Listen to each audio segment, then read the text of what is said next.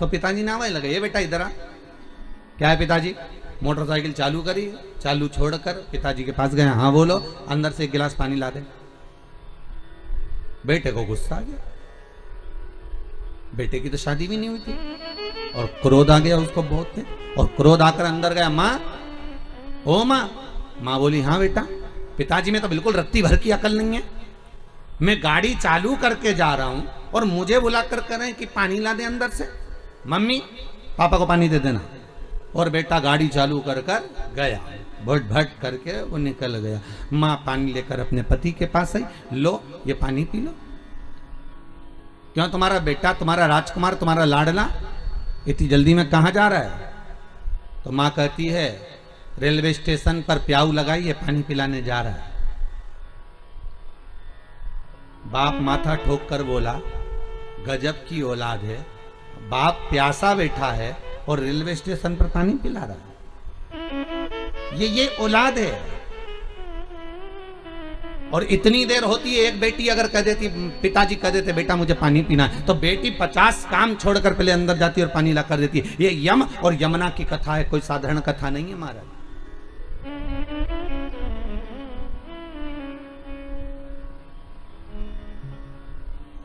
यमुना अपने पिता के सामने नेत्र, संध्या देवी कह रही है, तू नेत्र खोलकर देख, तो नेत्र खोलकर बात तो कर अपने पिता से। नहीं मां, मर्यादा देखिए बेटियों की।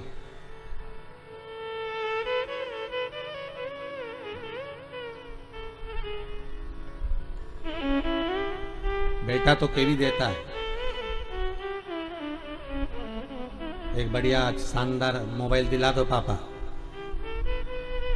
और बेटी नहीं कहती। बेटी सोचती है जब होगा जब हो जाएगा, अभी पापा की दशा ऐसी नहीं है कि वो कुछ दिला सके, अभी पिता की ऐसी दशा नहीं है कि वो दिला पाएंगे।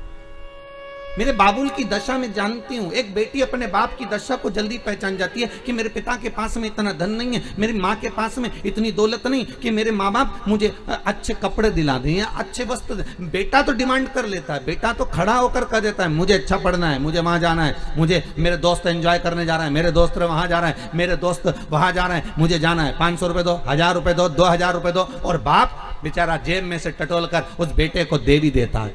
पर बेटी कई बार ऐसी जगह आती है जहां बेटी का मन भी करता है कहीं जाने का, बेटी का मन भी करता है कुछ अच्छा खाने का, बेटी का मन भी करता है कुछ अच्छा पाने का, तो भी बेटी अपने बाबुल की दशा देखकर, बेटी अपने पिता की दशा देखकर, बेटी अपनी माँ की दशा देखकर उसके मुख से शब्द नहीं निकलता। क्यों? क्योंकि उसका भी दिल करता है कि मैं मेरे भैया जैसा करूं, मैं मेरे भैया जैसी पढ़ाई करूं, मैं मेरे भैया जैसी आगे बढ़ूं। हर बेटी की दिल तमन्ना रहती है, जब भाई को देखती है तो बेटी का मन भी करता है कि मैं ऐसा करूं, पर पिता की दशा देखकर, मां की दशा देखकर बेटी मौन हो जाती है।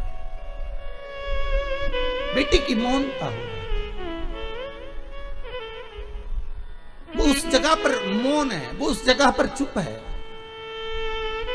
वो उस जगह पर शांत हो जाती है कि अब मैं अगर बोलूंगी और मेरे पापा के पास में नहीं होगा तो वो बेचारे क्या सोचेंगे कि मेरी बेटी को मैंने नहीं दिलाया। तो बेटी कभी नहीं कहती, हाँ जरूर जाकर जरूर देखती है, मेरे बाबुल के पास पहुंचकर पापा के पास में भले चली जाएगी, पानी ला देगी, चाय बना देगी, पापा मैं चाय ला दूं आपको, हाँ बेटा मैं आपको पानी ला दूं बाबू, हाँ बेटा मैं पानी रख दूं बाहर, हाँ बेटा मैं पाँव धो लूंगा। बाप भले बेटी का स्नेह और बेटी का बाप के प्रति स्नेह है। ये शिव महापुराण में अगर आज यमुना जी के जन्म की कथा निकली है, यमुना के कालंदी के प्रागट्य की कथा निकली है, तो ये कथा द्वारिका खंड में से कालंदी प्रसंग में से मैं बाच रहा हूं। अगर कोई पढ़ना चाहे तो पढ़ सकता। कोई कहे कि यमुना जी का ये चरित्र कहां से लेकर आए, तो आप द्वारकाधीश कथा में से कालंदी प्रसंग को निकालकर उसमें पढ़ सकते, उसमें से प्राप्त कर सकते, आप उसमें से निकाल सकते। बेटी बेटी होती है। पटरानी यमुना 4 साल की थी पर यमुना जी के नेत्र पिता से नहीं मिलाए। आज भी यमुना के नेत्र नीचे ही है। अगर आप लोगों ने कभी यमुना जी का दर्शन करा हो तो जैसे मेरे श्री जी बाबा के नेत्र हैं वैसे यमुना जी के नेत्र भी नीचे हैं। यमुना जी के नेत्र सामने नहीं है, यमुना तिरछे नेत्रों वाली नीचे नेत्र है। कटाक्ष यमुना जी के नीचे है। बाबुल से नहीं मिलाती, बाबुल की दशा देखती है, और कितना सुंदर प्रसंग है, जब सूर्य नारायण भगवान परिक्रमा करते करते संध्या देवी के कक्ष में पहुंचते हैं, तब संध्या देवी बाद में जल लेकर आती है, सबसे पहले यमुना दौड़कर अपने पिता के लिए पानी लेकर जाती है। मेरा बाबू लाया है बहुत समय के बाद, क्योंकि ये कर्म में लगे हैं, ये धर्म कर्म में जब मनुष्य व्यस्त हो जाता है, उसके लिए एक बेटी का होना जरूरी है, क्योंकि बेटी ही एक ऐसी होती है जो सम्मुख में आकर खड़ी हो जाती है। बाबुल ये लीजिए, मैं तुम्हारे लिए जल लेकर आई हूं। यमुना दौड़कर 4 वर्ष की बेटी और नेत्रबंद तो मां संध्या कर रही है, अपना बाबुल आया है, आपका पिता आया है, सूर्य नारायण जी आए, भास्कर देव आए, रविकर आए, आप इनसे कुछ बोलोगी नहीं? यमुना मौन। कितना सुंदर प्रसंग है। जैसे पिता आए तो यमुना ने अपना मुख अपनी मां की साइड कर लिया और मां उसकी बालों को हाथ से संवार रही, यमुना के केशों को। पटरानी यमुना के केशों को मां संवार रही है। देखिएगा कितना सुंदर प्रसंग है। माता संध्या की गोद में यमराज जिस जंघा पर बैठता था, जिस गोद में बैठता था, उस गोद में उस स्थान पर यमुना कभी नहीं बैठी। बहुत ध्यान दीजिएगा कथा पर। शायद ये कथा आप लोगों ने सुनी ना सुनी, पर बहुत ध्यान दीजिएगा। मां संध्या की गोद में, अपनी माता की गोद में, जिस गोद में यमुना बैठती थी, जिस ओर बैठती थी, और यमराज जिस ओर बैठता था, यमुना उस यमराज वाली जगह पर भी नहीं बैठी।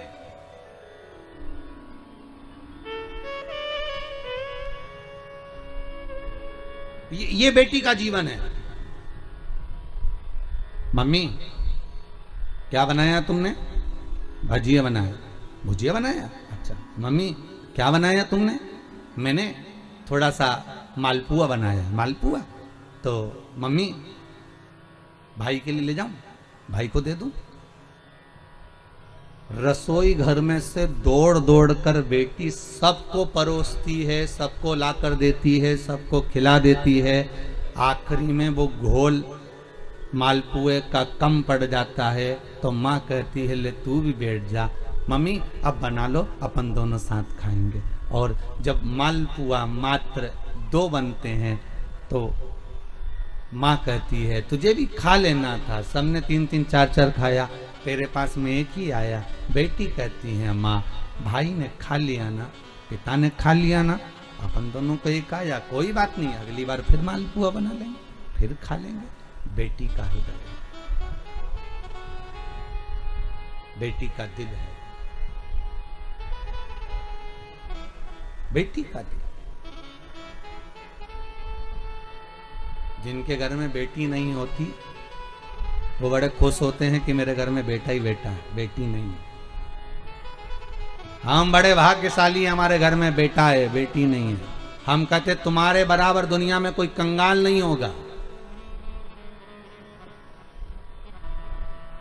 तुम्हारे बराबर दुनिया में कोई भिखारी नहीं होगा अगर तुम्हारे घर में बेटी नहीं है। तो कल एक भैया जी हमारे सामने खड़े होकर कह रहे थे गुरुजी ऐसा वर दे दो, मेरी बेटी की शादी है, बस अच्छे से हो जाए, आशीर्वाद। हम करें, आशीर्वाद की जरूरत ही नहीं है। 3 के भाग्य का धन हर व्यक्ति को मिलता है। पहला बहन बेटी के भाग्य का, दूसरा गौ माता के भाग्य का, तीसरा संत और ब्राह्मण के भाग्य का। अगर आपके घर में बहन बेटी आ रही है, आपके घर में बहनें आ रही हैं, आपके घर में बेटी ने जन्म लिया है, तो उसके भाग्य का धन तुमको जरूर मिलेगा। दूसरे नंबर पर गौ माता अगर तुम्हारे घर में है, या तुम गाय को 1 रोटी दे रहे हो, गौ माता की सेवा कर रहे हो, भले तुम्हारी गरीब परिस्थिति है, भले तुम्हारे पास में कुछ भी नहीं है, तो भी तुमने अगर गौ माता की सेवा करी है, गाय को 1 रोटी दी है, गाय को चारा दिया है, गाय की सेवा करिए, तो उसके भाग्य का धन तुमको जरूर मिलेगा। तीसरे नंबर पर है संत ब्राह्मण के भाग्य का। अगर कोई ब्राह्मण, कोई संत, कोई साधु, कोई सन्यासी, कोई तपस्वी, कोई साधक, कोई उपासक, कोई ब्राह्मण तुम्हारे घर में आया है, तुम उसकी सेवा कर रहे हो, तुम उसको 1 गिलास पानी भरकर पिला रहे हो, तुम उसको भोजन बनाकर खिला रहे हो, उसके भाग्य का धन घटेगा नहीं, उसके भाग्य का धन तुमको प्राप्त होगा। ये 3 के भाग्य का धन कभी नहीं कटता। पहला बहन बेटी के भाग्य का, दूसरा गौ माता के भाग्य का, तीसरा संत ब्राह्मण के भाग्य का। ये कभी नहीं घटता, ये बढ़ता है, ये घटने वालों में से नहीं है। अगर तुम्हारे घर में बहन बेटी आई है और तुमने उसको 1 साड़ी भी दी है, तो तुम्हारे घटने वाला नहीं है, वो बढ़कर ही तुम्हें मिलेगा।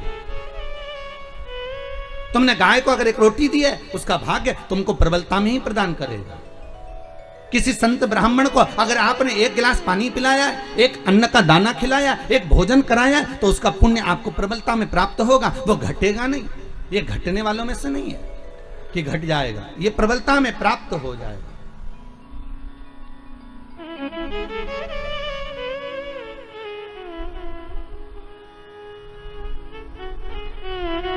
कई लोग कहते हैं भगवान ने कृपा करी, हमारे घर में तो बेटा हो गया, बेटी नहीं हुई, भगवान की कृपा थी कि बेटी नहीं हुई। हम कहते हैं किस्मत वाले नहीं हो, भाग्य बेकार है आपका अगर तुम्हारे घर में बेटी नहीं है तो।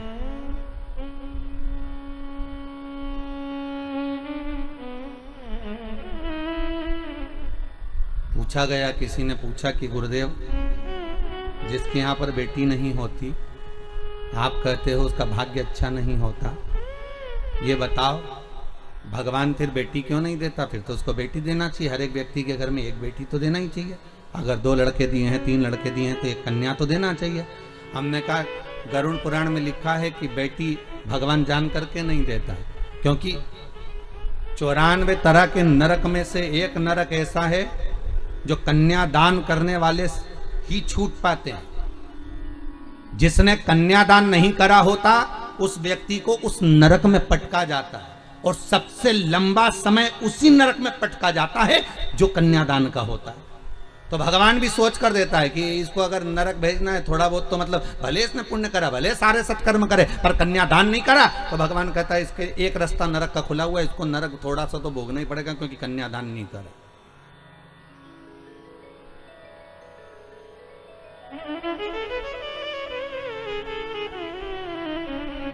कुछ सहज नहीं है बेटा। यमुना नेत्र बंद करती है, नेत्र बंद।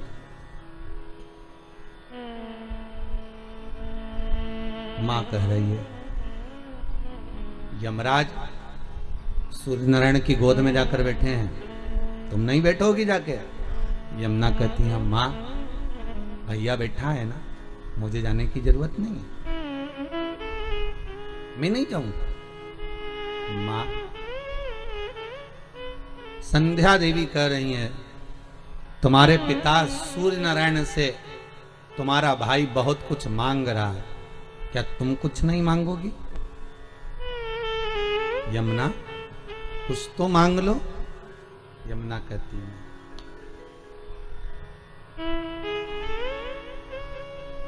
मैं नहीं मांगूंगी। 12 वर्ष की यमुना जी हो गई। कितने साल की हुई? 12 वर्ष की। इस कथा को आपने सुना ना सुना, पर आज यमुना छठ है, यमुना जी का प्रागट्य दिवस है। श्रीमद् वल्लभाचार्य जी ने यमुना जी के महत्व को बहुत दर्शाया। नमामि यमुना महम सकल सिद्धि हे तुम मुदा मुरारी पद पंकज स्फुरंत मन उत्कंठमा तटस्थ नवकानना प्रगट मोद पुष्पाम्बुना सुरसुरस पूजिते स्मृतम श्री विवृति। यमुना के एक एक महत्व का व्याख्यान वर्णन श्रीमद् वल्लभाचार्य जी ने कहा।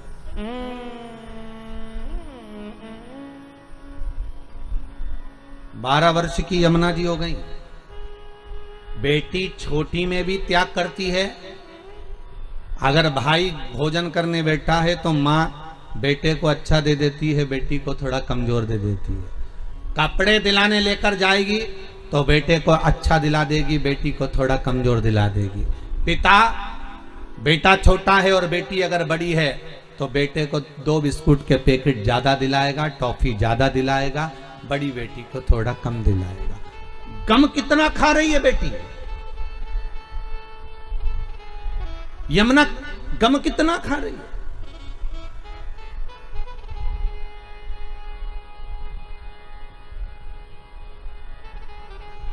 दिला दिया। बड़ी हो गई, 12 वर्ष की हो गई। मां संध्या के घर में और 2 बच्चों का जन्म हो गया, और 2 जन्म। ताप्ती और शनि। एक लड़की और हो गई। क्या नाम था? ताप्ती और शनि। पूरी दुनिया में केवल एक ही नदी ऐसी है जिसके अंदर हड्डियां ले जाकर डाल दो तो 20 मिनट के अंदर गल जाती है, वो ताप्ती नदी है।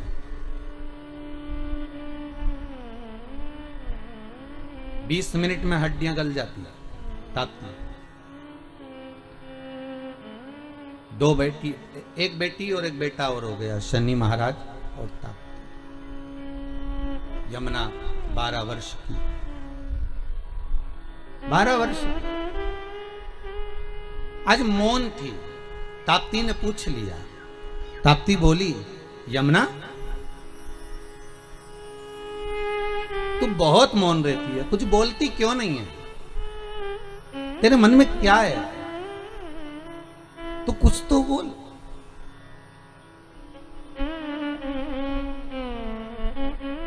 यमुना कहती है, ताप्ती मैं तुझे कहूंगी पर तू किसी को बोलेगी तो नहीं? ताप्ती कहती, नहीं नहीं मैं नहीं बोलूंगी, बता अच्छा क्या बात है, तू बोल क्या कहना चाहती है। और धन्य है यमुना, धन्य धन्य। हरि खम्मा हरी यमुना मां झांकी अलबेली, धन्य।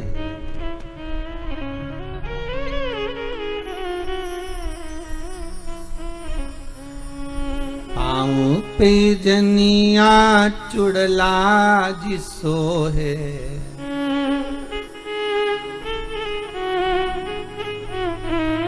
शीश चुनर मोरी माँ झांकी अलबेली। हरि खम्मा हरी यमुना माँ झांकी अलबेली, धन्य है यमुना तू, धन्य।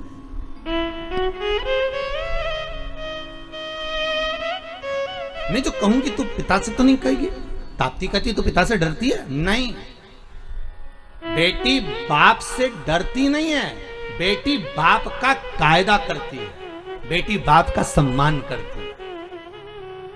फिर कहूंगा एक बार, बेटा एक बार अपने माँ बाप को दुखी देख सकता है पर बेटी कभी अपने माँ बाप को दुखी नहीं देखेगी।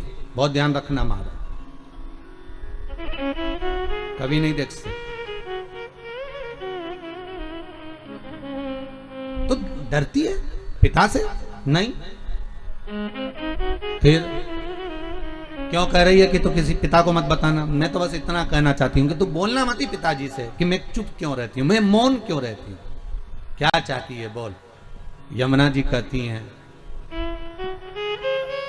मैंने पिता के मुख से सुना है द्वापर में भगवान विष्णु का एक अवतार पृथ्वी पर होगा और भगवान कृष्ण रूप में देवकी के गर्भ से प्रकट होकर यशोदा की गोद में जाकर खेलेंगे और उनका श्याम वर्ण रहेगा, बड़े श्याम वर्ण के वो रहेंगे, सांवरे वो रहेंगे।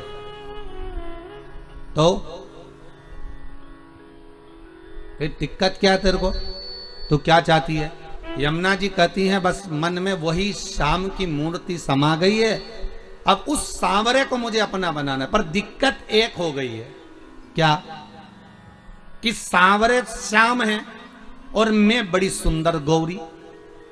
कहते हैं 33 कोटि देवताओं में सारे देवी देवताओं को लाकर खड़ा कर दो और उन देवी देवताओं की पुत्र वधुओं को खड़ा कर दो, उनकी बेटियों को खड़ा कर दो, उसमें भगवान सूर्य नारायण के सारे बच्चों को खड़ा कर दो, सारे देवी देवताओं की संतानों को लाकर खड़ा कर दो, उसमें सर्वश्रेष्ठ सुंदरता अगर किसी की थी तो महारानी यमुना की थी। इतनी सुंदर, इतनी गौरवर्ण, पूरा शरीर गौरा, मां बड़ी सुंदर, बड़े बड़े नयन, पर पिता के कारण नीचे दृष्टि रखती थी। इतनी सुंदर मां यमुना थी, इतनी सुंदर, अलौकिक। कहते हैं मां यमुना के चेहरे पर जब केश आ जाते थे तो कहें स्वयं ताप्ती नदी आकर, स्वयं ताप्ती मां आकर कहती थी, जीजी ये केश थोड़ा सा संवार ले। तू घनी सुंदर लगती है। बहुत ध्यान देना, बहुत ज्यादा सुंदर थी इसलिए ताप्ती भी थोड़ा सा ध्यान देना, थोड़ा सा। ताप्ती कौन है? बहन। इसके बाद भी थोड़ा सा मन में ईर्ष्या का भाव आ जाता है, थोड़ा सा। अब देवरानी जेठानी में देख लो, अगर एक आध देवरानी सुंदर हो या जेठानी सुंदर हो, या एक आध जेठानी बहुत काम करने वाली हो, एक आध देवरानी बहुत काम करने वाली हो, तो ही उसको लगे कि बताओ ये कहाँ इतना मन में आ जा, इतनी सुंदर बहन है।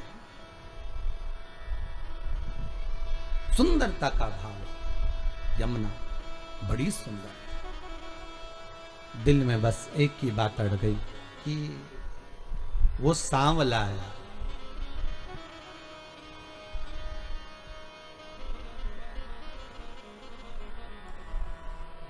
एक हमारी माँ, हमारी अम्मा, हमारी माता जी शादी में एक गीत गाती थी बन्ना बन्नी में, वो हमको याद आता है कभी कभी यमुना जी के प्रसंग में।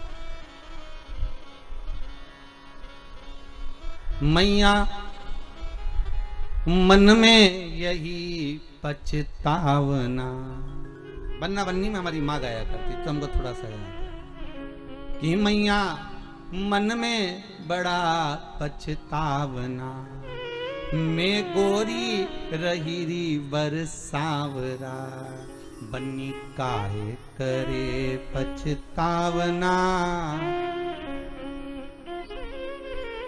तेरी मैया गोरी री पिता सांवरा। हमारी माँ गाया करती है। तो शायद यमुना जी का प्रसंग वही वर्णन कर रहा है कि मैं इतनी गोरी, मैं इतनी सुंदरवान, और मैं जिसको स्नेह करती हूँ, जिसको मैं अपना द्वापर में जाकर बनाना चाहती हूँ, वो सांवरा है। मेरे पिता कह रहे हैं कि वो श्याम वर्ण का है, वो सांवरा है।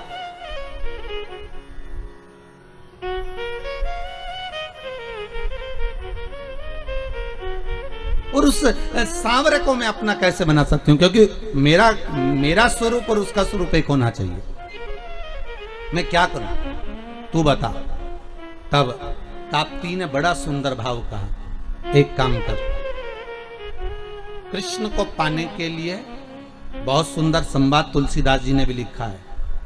जब तक तुम्हारे हृदय में शंकर नहीं बैठेगा, तुलसीदास जी कहते हैं, तब तक तुम राम कथा में प्रवेश नहीं कर सकते। जब तक राम तुम्हारे अंदर नहीं आ सकता। कब आएगा राम? जब तुम शंकर की कथा में प्रवेश करोगे। राम कब मिलेंगे? जब तुम शिव कथा में प्रवेश करोगे। कृष्ण कथा कब मिलेगी? जब तुम शंकर की कथा में प्रवेश करोगे। इसलिए राम कथा की शुरुआत तुलसीदास जी, वाल्मीकि बाबा शंकर की कथा से करते हैं, और श्रीमद् भागवत की शुरुआत वेद व्यास जी शिव कथा से करते हैं, शंकर की कथा से शुरुआत करते हैं। भागवत जी को भी उठाकर देखिए, शिव की कथा प्रथम में आएगी, फिर बाद में सारी कथा चालू होगी। राम कथा को उठाकर देखिए, शिव कथा प्रथम में आएगी, इसके बाद रामचरितमानस चालू होगी। विष्णु पुराण उठाकर देखिए, सबसे पहले शंकर का प्रसंग आएगा। अगर हमें जिस देवता की आराधना करना है, स्वयं देवी भागवत, नवरात्र में अगर आप देवी भागवत पढ़ रहे हो, नवरात्र में अगर देवी भागवत को सुन रहे हो, तो देवी भागवत का विस्मरण करोगे तो सबसे पहले शंकर की कथा आएगी। सारी पुराणों में सबसे पहले शंकर को लाकर दिया गया। क्यों? क्योंकि शंकर की अगर कथा में तुम प्रवेश कर गए, शंकर का स्नेह तुमने पा लिया, शंकर का अनुमोदन अगर तुमने कर लिया, शिव स्मरण में अगर तुम डूब गए, तो तुम्हें जिस देवता का तुम भजन कर रहे हो उसको पाने में देरी नहीं लगेगी, वो मिल जाएगा। पर दुनिया इतनी विचित्र है कि सारे देवता को रिझाना पसंद करती है, शंकर के पास बाद में जाती है। और बाद में कब जाएगी? जब कोई बीमार पड़ गया, किसी का एक्सीडेंट हो गया, कोई बहुत ज्यादा बेकार हालत में पड़ गया, तब पंडित जी को फोन लगा के बोलेंगे महामृत्युंजय का पाठ कर दो। पंडित जी मन में सोचे, ये तो कभी शंकर जी के नहीं रिझाती थी, ये कभी तो शंकर का नाम नहीं लेती थी, ये शंकर का कभी भजन नहीं करती थी, सारे मंदिर गई पर शिव जी के मंदिर कभी नहीं गई, कभी एक लोटा पानी नहीं चढ़ाया, कभी शंकर का अनुमोदन नहीं करा, और उल्टा कहती थी कि हम शंकर का प्रसाद नहीं लेते, और उल्टा कहती हम शंकर के मंदिर नहीं जाते। बताओ, अब एक तरफ तो ये कहे कि शंकर के मंदिर नहीं जाऊं, प्रसाद नहीं लो, और आज जब दुख की घड़ी आई तब शिव याद आ गया, तब शंकर याद आया, तो भी शंकर के मन में अभिमतता नहीं। शंकर कहते हैं भले बाद में आया तो मेरे करीब में। और भागवत कहती है पहले शंकर का अनुमोदन करिए, राम कथा कहती है पहले शंकर का अनुमोदन करो, शिव महापुराण की कथा कहती है शंकर का अनुमोदन करो। तो ताप्ती ने भी सूर्य नारायण भगवान से पूछ लिया, पिताजी आप जब सारी दुनिया में प्रकाश फैलाते हो, आपका शरीर जब इतना तपता होगा तो शीतलता कौन देता होगा? तब शंकर भगवान ने तुरंत कहा, जब कोई भक्त एक लोटा पानी लेकर शंकर पर चढ़ाता है और वो शंकर का चढ़ा हुआ जल गोल जलाधारी से निकल कर चरण से सबसे पहले नीचे की ओर जब आता है, मात्र एक बीते की दूरी पर वो पानी जब बहता हुआ आता है, सूर्य नारायण कहते हैं वो जल मुझे मिलता है और मेरे शरीर की तपन समाप्त हो जाती है। जरा देखिए, लिंग पुराण में उठाकर देखिए, स्कंद पुराण को उठाकर देखिए, और दोनों पुराणों का वर्णन स्पष्ट कर रहा है कि भगवान सूर्य नारायण भी, इसलिए शायद यही शास्त्र वर्णन करता है, इसीलिए शायद शिव महापुराण में स्पष्ट किया गया कि शंकर की पंचायत में सूर्य भी विराजमान है।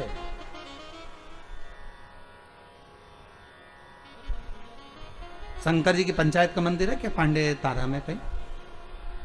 शिव पंचायत का? अरे बोलो तो सही, शिव पंचायत का कोई मंदिर है? नहीं है। शिव परिवार का तो होगा पर पंचायत का नहीं होगा।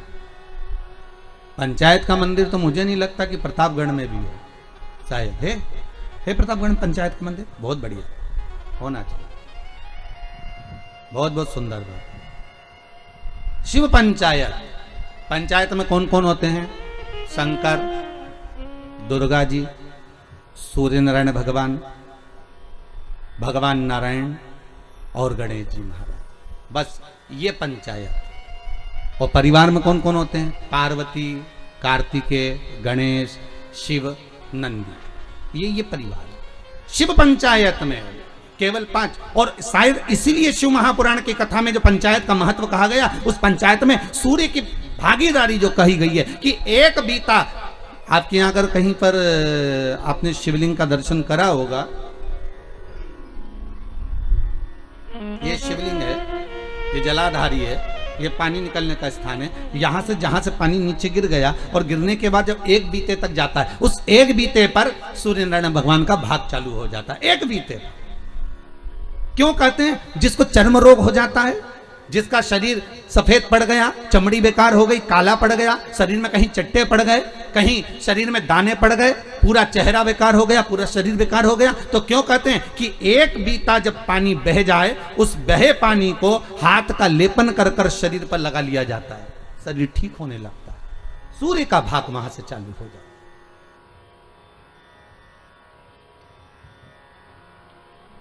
शिव पंचायत का बड़ा महत्व है महाराज जी। अगर आप लोगों ने लिंग पुराण पढ़ी होगी या शिव महापुराण पढ़ी होगी तो उसका बड़ा महत्व है महाराज। कहते हैं अदालत में अगर कोई केस चल रहा है, चाहे वो नौकरी से जुड़ा हुआ हो, चाहे सर्विस से जुड़ा हुआ हो, चाहे प्रॉपर्टी से जुड़ा हुआ हो, अदालत में अगर कोई केस चल रहा है और बहुत समय से चल रहा है और उसकी कोई सफलता नहीं मिल रही, कोई सफलता नहीं मिल रही, तो शिव पंचायत के मंदिर में जाकर महाराज 5 पुष्प, एक एक पुष्प एक एक देवता देवी को समर्पित कर दो और उनके चरण में मक्खन का लेपन कर दो। काय का लेपन करना है?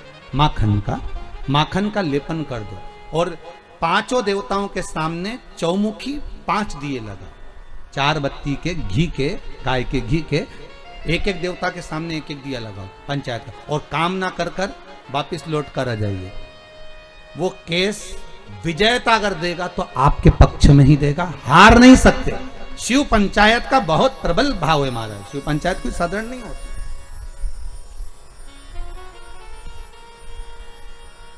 कोई लड़का लड़की का विवाह हुआ हो, तलाक हो गया हो, दूसरी बार शादी नहीं हो रही हो, बहुत परेशान हो गए और विवाह नहीं जम रहा हो, तो शिव पंचायत के मंदिर में बैठकर 5 देवताओं पर जल और उस जल में चंदन मिलाकर चढ़ाया जाता है महाराज। केवल 3 प्रदोष चढ़ा देते हैं, चौथी प्रदोष तक तो बाबा कृपा ही कर देता है महाराज। शिव पंचायत का इतना महत्व है, शिव पंचायत कोई साधारण नहीं होती महाराज। शिव पंचायत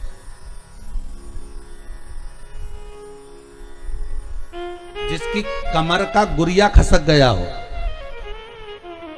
या घुटने की हड्डी खसक गई हो, या हाथ पैर कहीं की भी कोई हड्डी खसक गई है महाराज, और डॉक्टर अपना काम कर रहे हैं, गुड़िया नहीं जम रहा, और आपको केवल दवाई से